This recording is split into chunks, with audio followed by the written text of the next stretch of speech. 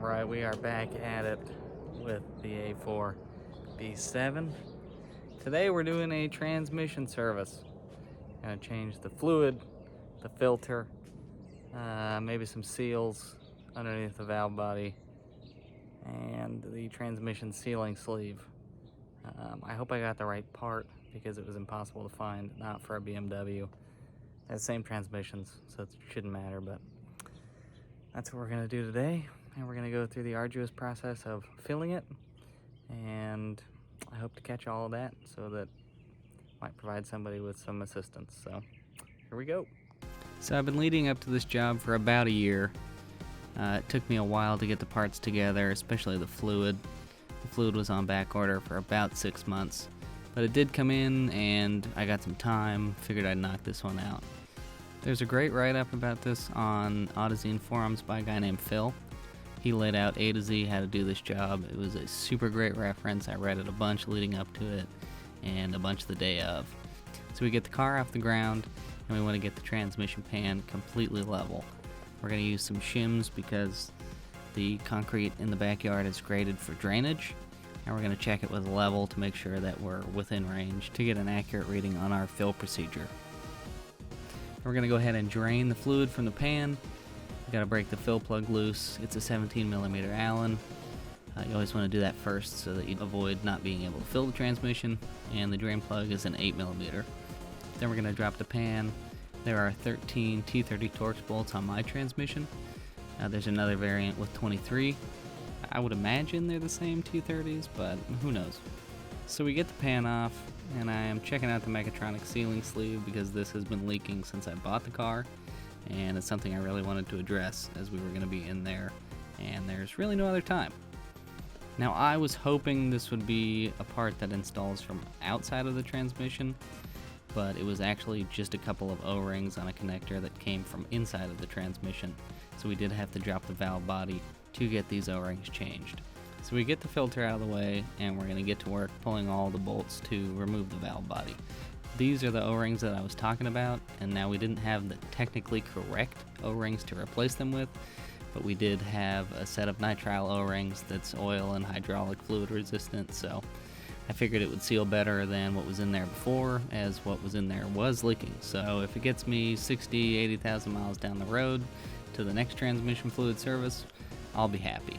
So after a little wiggling and a little convincing, we do get the valve body out, and it proceeds to drip ATF all over us. It is pretty gross fluid, but hey, you gotta do what you gotta do.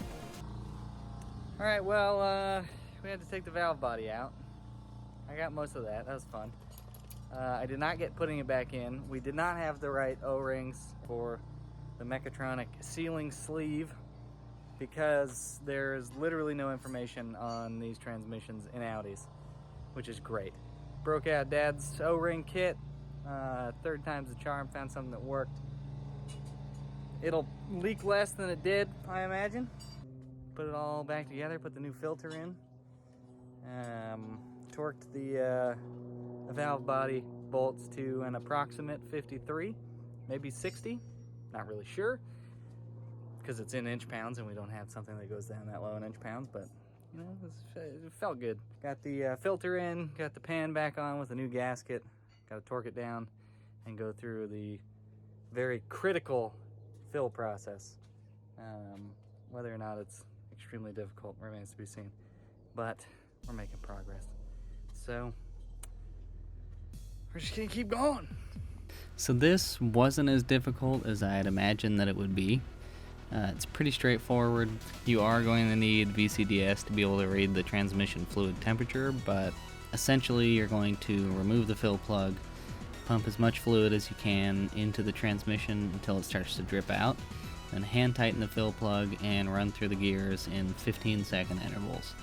After you have finished that, it's just a rinse and repeat. Remove the fill plug, pump in fluid, tighten the fill plug, and go through the gears. You're going to do that until the transmission fluid temperature approaches 40 degrees. At that time, you're going to want to turn the car off and let it cool until about 30, 32 degrees. We waited until 32 to 33, and then you're going to repeat the process again until it won't take any more fluid. So that's what we did. We didn't really get any more in on the second round, so we dropped the car, went for a test drive, and the results were, pretty good. We felt that the transmission was shifting smoother. Overall, it was driving better, and we didn't have any issues. But if you do have issues, just jack the car up again, wait for it to cool, and repeat the process. That's pretty much it. It wasn't as difficult as I thought it was going to be. We got it done in an afternoon, and it's something that I can check off the list. I'd been meaning to do it for the better part of a year and a half, so it's nice to get done. Audi says this is a lifetime fluid, and like anything else that's lifetime, I would presume that it's just the lifetime of the first ownership. ZF, I believe, calls for this at 60,000 miles or 80,000 miles. I ended up doing it at 105.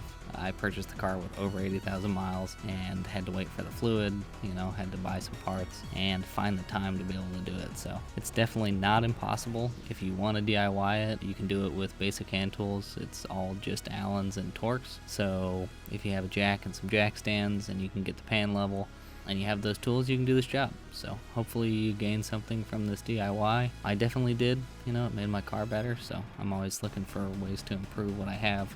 I don't want to spend more money than I have to, so I'd like to do things myself. And, I just generally like learning. It's enjoyable for me to put myself through the pain and the torture to make my things run better. So if you enjoyed, like and subscribe. I don't post super regularly, but I will cover more in the future as it comes along. I'm going to be working on the BMW for quite a while. It's going to take me years to finish that car, so I have some big plans for it, and I hope to see you stick around for that. So with that, I'll see you in the next one.